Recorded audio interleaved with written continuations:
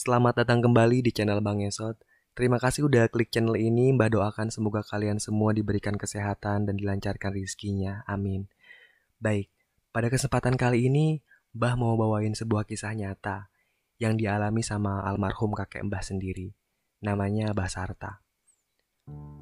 Kakek Mbah itu mantan ABRI di zaman Pak Harto. Semasa hidupnya beliau sering ditugaskan ke berbagai daerah untuk membasmi para pemberontak di Indonesia.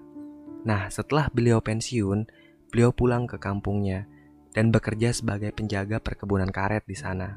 Sebagai penjaga perkebunan karet, Abah Sarta ini diharuskan untuk nginep di sebuah gubuk yang udah disediakan sama pihak perkebunan.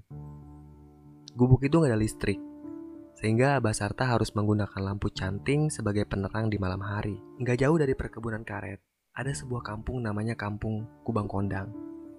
Saat itu kampung ini sangat miskin. Banyak warga yang nggak kebeli beras. Mereka harus makan nasi aking untuk bertahan hidup. Dan pada suatu hari, ada seseorang yang meninggal. Namanya Pak Manto. Pihak keluarga sangat miskin. Mereka bahkan nggak kebeli kain kafan untuk Pak Manto. Saat itu nggak ada satupun warga yang mau nyumbang kain kafan.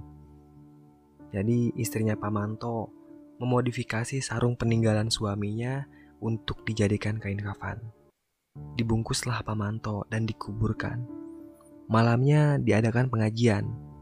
Gak ada sesuguhan apapun kecuali air putih. 2 hari setelah Pak Manto meninggal, semua baik-baik saja. Tapi di hari ketiga, Pak Manto mulai bergentayangan. Semenjak saat itu, Kampung Kubang Kondang diteror oleh pocong. Gak ada satupun warga yang berani keluar rumah malam-malam. Mereka bahkan memasang jimat di depan rumahnya.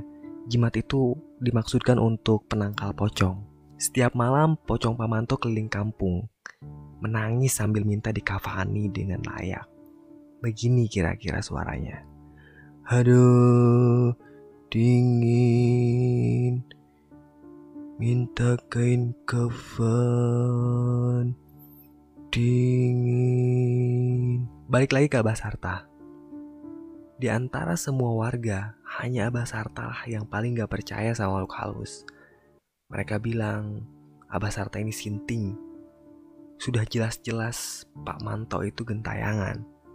Tapi Abah Sarta tetap tidak percaya. Sampai akhirnya istrinya ngejemput ke perkebunan karet. Tapi dijawabnya malah kayak gini. Halah, pocong, percaya sama gituan.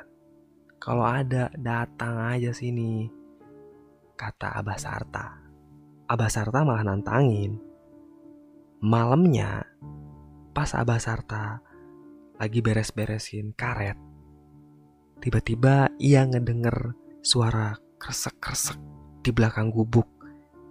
Itu tuh kayak suara orang lagi lompat-lompat. Buru-buru Abah Sarta ngambil senter, terus ngecek ke belakang gubuk. Ada apa sih sebenarnya?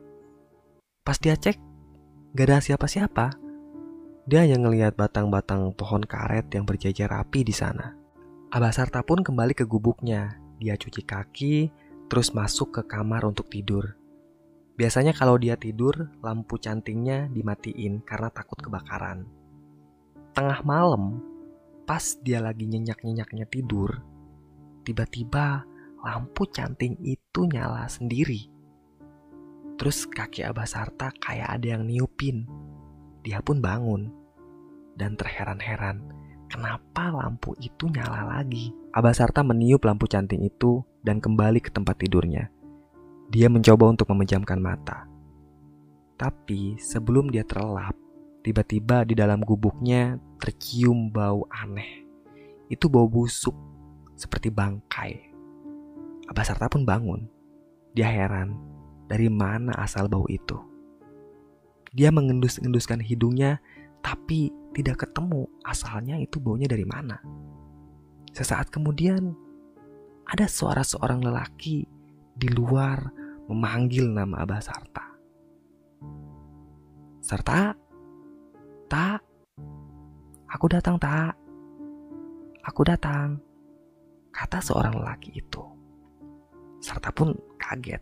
Siapa malam-malam begini yang manggil nama dia? Dia lalu turun dari tempat tidurnya, kemudian membuka pintu. Anehnya, gak ada siapa-siapa, namun suara itu masih ada, masih terdengar. Abah Sarta mencoba mencari sumber suara tanpa wujud itu. Suara itu lalu terdengar lagi, tapi kali ini menggunakan bahasa Sunda. Tiris, aing tiris, menta boe. Begitu suaranya, yang artinya dingin, aku dingin, aku minta kain kafan.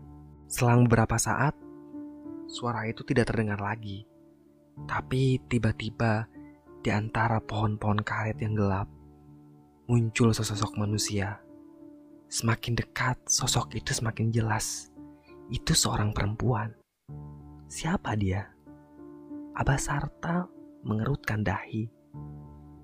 Dia heran, siapa malam-malam begini yang ada di kebun karet. Semakin dekat, wajahnya semakin jelas. Dan ternyata itu adalah istrinya Abah Sarta. Ngapain dia malam-malam datang ke kebun karet? Istri Abah Sarta berhenti. Dia tidak menghampiri suaminya. Dia berdiri di antara batang-batang pohon karet, lalu melambaikan tangan sambil berkata pada suaminya, "Bah, pulang dulu, Bah. Bah, pulang, Bah. Pulang dulu." Jawab Abah Sarta, "Gak bisa, Abah lagi kerja. Sini, udah malam. Sini ke gubuk," kata Abah Sarta. Namun, tiba-tiba sosok istrinya itu malah berubah menjadi pocong yang sangat mengerikan. Pocong itu tersenyum ke arah Abah Sarta. Bukannya takut, Abah Sarta malah balik ke gubuknya untuk ngambil golok. Setelah golok itu ia genggam, dia samperin pocong itu dan dia kejar. Tapi pocong itu gak ketemu, dia hilang begitu saja. Abah Sarta tahu betul itu adalah pocongnya Pak Manto yang meninggal beberapa hari lalu. Abah Sarta lalu kembali ke gubuknya untuk ngambil senter. Setelah itu dia berjalan menuju kuburan untuk mencari kuburannya Pak Manto. Setibanya di sana, Abah Sarta agak kesulitan mencari kuburan itu. Tapi akhirnya dia menemukan batu nisan yang bertuliskan Manto. Dengan penuh amarah, Abah Sarta menancapkan golok itu di atas pusara Pak Manto. Abah Sarta berkata dengan kasar dan penuh amarah, "Sialan kau, udah mati juga, masih ganggu orang hidup. Mampus kau, mampus." Berkali-kali dihujamkan golok itu di atas gundukan pusara Pak Manto. Dan sesaat kemudian, gundukan itu bergetar. Muncul asap dari dalam gundukan tanah. Abah Sarta terkejut. Dia mundur beberapa langkah. Dia tetap waspada. Bersambung. Terima kasih sudah mendengarkan podcastnya Bang Esot. Nantikan kelanjutannya ya. Salam merinding.